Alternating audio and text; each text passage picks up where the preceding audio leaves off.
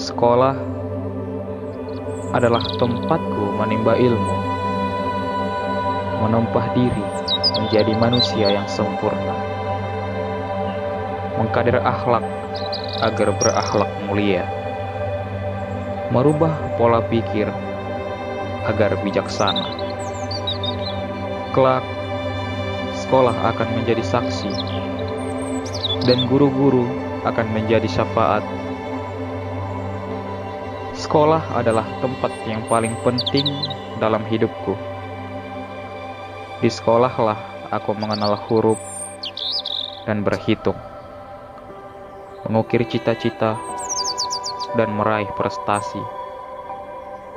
Sekolah mengajarkan banyak hal kehidupan, bahwa yang berawal akan berakhir, yang abadi adalah kebenaran, dan semua akan kembali kepada Sang Pencipta.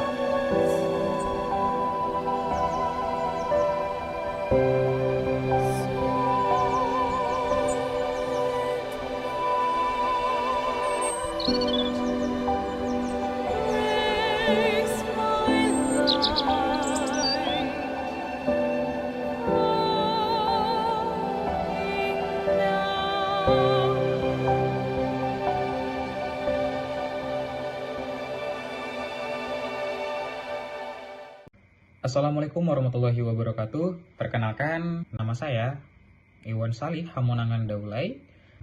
Di video ini kita akan mengkaji materi mengenai model kebijakan pelaksanaan pendidikan bagi anak-anak di daerah 3T. Yang akan kita bahas pada video ini adalah yang pertama, kita mengkaji mengenai kebijakan pendidikan.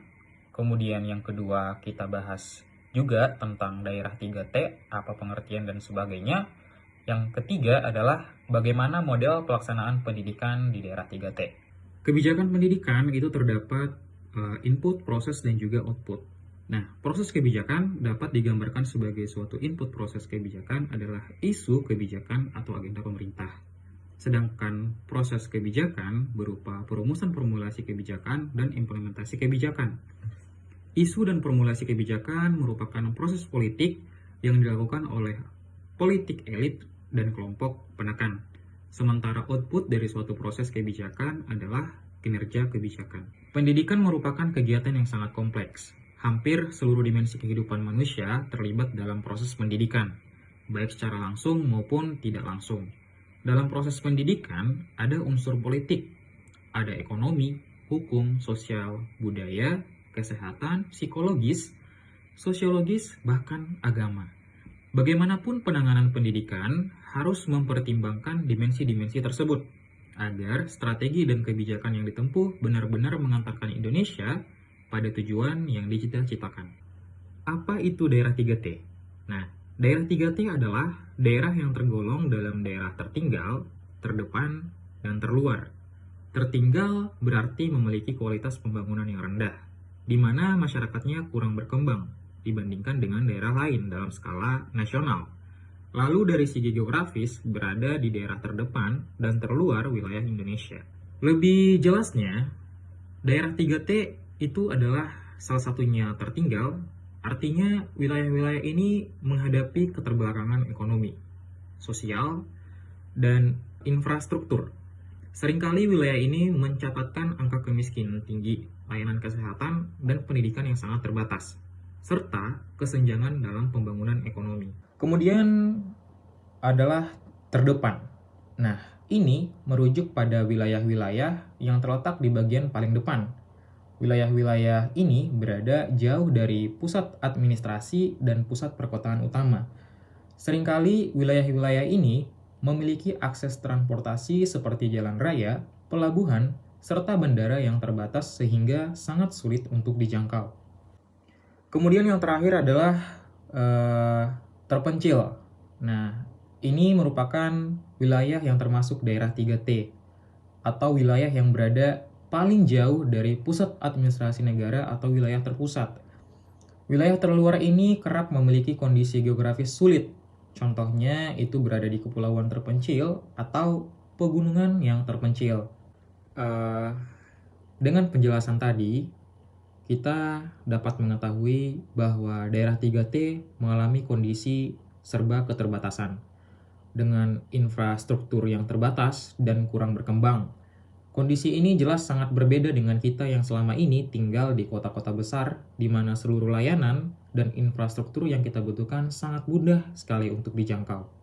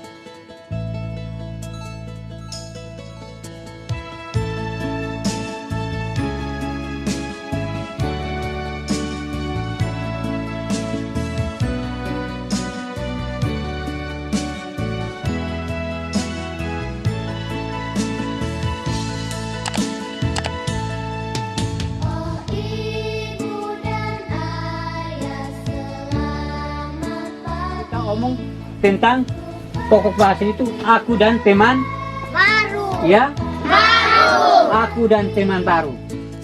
Nah, itu keluarga inti dalam Keluarga. itu ayah, ibu dan Anak-anak. ayah, ibu dan anak-anak. Nah, kalau tempat mobil yang rusak harus dibawa kemana? Montir. Saat kalau kita punya mobil rusak, kita harus memperbaiki di mana? Montir. Memperbaiki di mana? Di Montir. mana? Montir. Montir. Atau di bengkel. Nah, itu.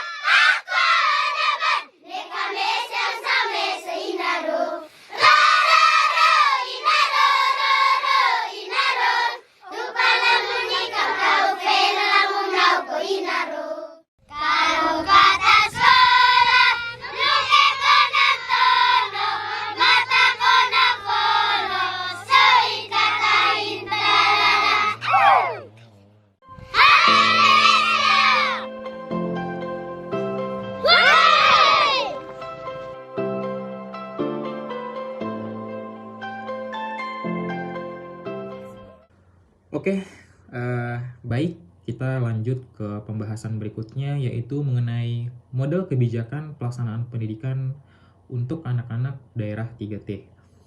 Nah, ini adalah salah satu dari sekian banyak model kebijakan. Nah, yang saya tampilkan di video ini adalah menurut Nugroho pada tahun 2008 mengajukan model yang dapat digunakan, yakni yang pertama adalah model kelembagaan. Model kelembagaan pada dasarnya merupakan sebuah model yang dikembangkan oleh para pakar ilmu politik dengan memandang kebijakan publik sebagai kegiatan-kegiatan yang dilakukan oleh lembaga-lembaga pemerintah. Artinya, tugas pembuat kebijakan publik adalah tugas pemerintah. Kemudian lanjut ke model yang kedua, yaitu model proses, gitu ya.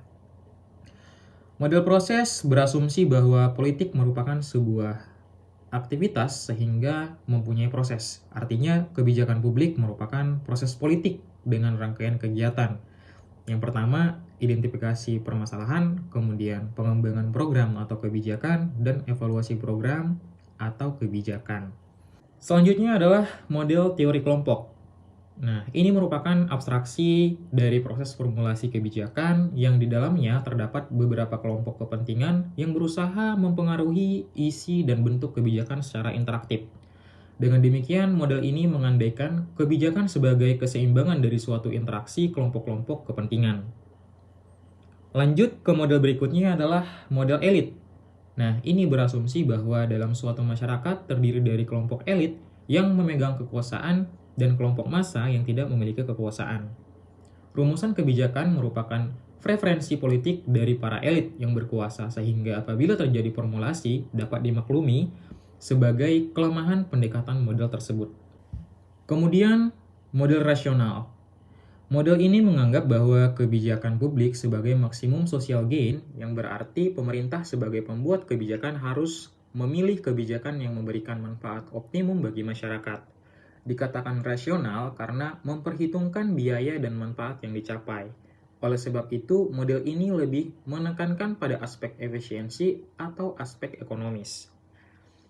Nah, selanjutnya adalah model inkrementalis. Pada dasarnya, model ini bersifat pragmatis atau praktis karena memandang kebijakan publik sebagai kelanjutan dari kegiatan-kegiatan yang telah dilakukan oleh pemerintah di masa lampau, dengan hanya melakukan perubahan-perubahan yang seperlunya saja. Berikutnya adalah model teori permainan. Nah, ini mengacu pada gagasan, yakni yang pertama, formulasi kebijakan dalam situasi kompetisi yang intensif.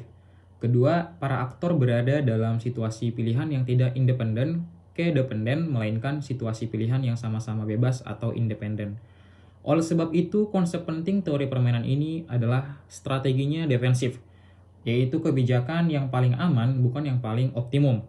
Dengan demikian, inti teori permainan adalah mengakomodasi kenyataan paling real dengan anggapan masyarakat tidak hidup dalam ruang vakum sehingga lingkungan tidak fasib.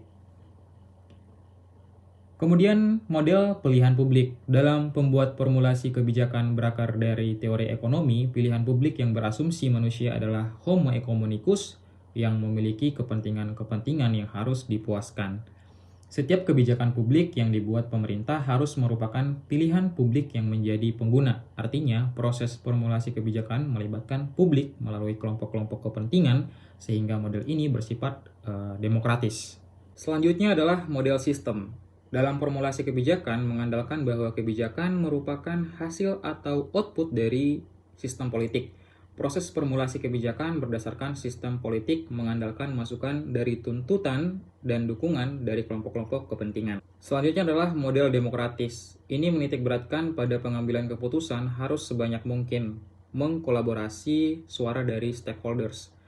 Artinya ini mengkehendaki sebanyak mungkin pemilik hak demokrasi dilibatkan dalam pengambilan keputusan. Selanjutnya adalah perencanaan strategis atau model strategis. Ini memfokuskan pada identifikasi dan pemecahan isu-isu. Nah, model ini merupakan salah satu manajemen dari model rasional karena mengandalkan bahwa proses perumusan kebijakan adalah proses yang rasional, dengan pembedaan bahwa model ini lebih fokus pada rincian-rincian langkah manajemen. Kemudian model berikutnya adalah model deliberatif. Nah, ini adalah bentuk musyawarah pada perumusan kebijakan, menempatkan peran pemerintah sebagai legislator daripada kehendak publik, sementara peran analisis kebijakan sebagai prosesor proses dialog publik agar menghasilkan keputusan publik untuk dijadikan kebijakan publik. Baik, kita lanjut ke salah satu contoh model pelaksanaan pengembangan pendidikan di daerah 3T sesuai materi gitu ya. Nah, ini adalah salah satu contoh pelaksanaannya. Ada metode pembelajaran yang disebut dengan living history. Nah, living history ini dia mengkaitkan materi dengan contoh-contoh kejadian lokal. Kemudian melakukan kunjungan langsung ke sumber sejarah. Yang ketiga, melakukan studi kasus mengenai aspek sejarah sekitar lingkungan peserta didik. Kemudian ada lagi namanya pendidikan nilai-nilai kejuangan. Nah, pada proses ini adalah mengembangkan aktivitas peserta didik melakukan telaah berbagai peristiwa, antara lain ada pesan-pesan yang terkait dengan nilai-nilai kepahlawanan seperti keteladanan, kemerdekaan, kesetaraan, nasionalisme, dan patriotisme. Kemudian yang kedua adalah mengaktualisasikan kembali nilai-nilai jati diri dan hak-hak individu atau hak-hak asasi manusia, nilai-nilai kemanusiaan, nilai-nilai nasionalisme, dan patriotisme. Kemudian model lain adalah pendidikan karakter. Nah, di sini kita menyampaikan pengetahuan tentang moral seperti cerita kepahlawanan dan kisah kehidupan orang bijak. Kemudian menanamkan perasaan tentang moral seperti kasih sayang, hormat, menghormati, atau saling menghargai. Selanjutnya adalah melakukan perbuatan bermoral, pembiasaan yang baik dilakukan oleh guru. Model lain adalah pendidikan life skill. Nah, di sini kita melakukan proses identifikasi kebutuhan belajar, proses penyadaran belajar bersama. Keselarasan kegiatan belajar mengajar untuk mengembangkan diri, usaha mandiri dan usaha bersama. Proses mengembangkan keterampilan diri, kecakapan personal, sosial, akademik, vokasional, manajerial, dan kewirausahaan. Nah, di sini kita mensinergikan berbagai pelajaran menjadi sebuah kecakapan hidup. Dan yang terakhir adalah kita melakukan pendampingan teknis untuk bekerja. Kemudian model berikutnya adalah pendidikan kewirausahaan. Pembiasaan nilai-nilai kewirausahaan ke dalam tingkah laku peserta didik sehari-hari melalui proses pembelajaran baik yang berlangsung di dalam maupun di luar kelas pada semua mata pelajaran. Menjadikan peserta didik menguasai kompetensi materi yang ditargetkan, peduli, dan menginternalisasi nilai-nilai kewirausahaan. Kemudian kita juga melakukan pengintegrasian nilai-nilai pokok ke semua mata pelajaran yang mengandung 6 perilaku, yaitu mandiri, kreatif, mengambil resiko, kepemimpinan, orientasi pada tindakan dan kerja keras. Selanjutnya adalah pendidikan bela negara. Sistem pembelajaran konstruktif dan active learning, kemudian nilai-nilai yang dikembangkan, cinta tanah air, kesadaran dan etika berbangsa dan bernegara. Kemudian mengembangkan sikap peduli dan tanggap terhadap kondisi dan situasi negara dan bangsa. Yang terakhir adalah keunggulan lokal atau muatan lokal. Yang di sini mengajarkan peserta didik untuk dekat dengan situasi konkret yang mereka hadapi sehari-hari di sekitarnya. Kemudian pendidikan keunggulan lokal diajarkan sebagai media untuk melestarikan potensi masing-masing daerah.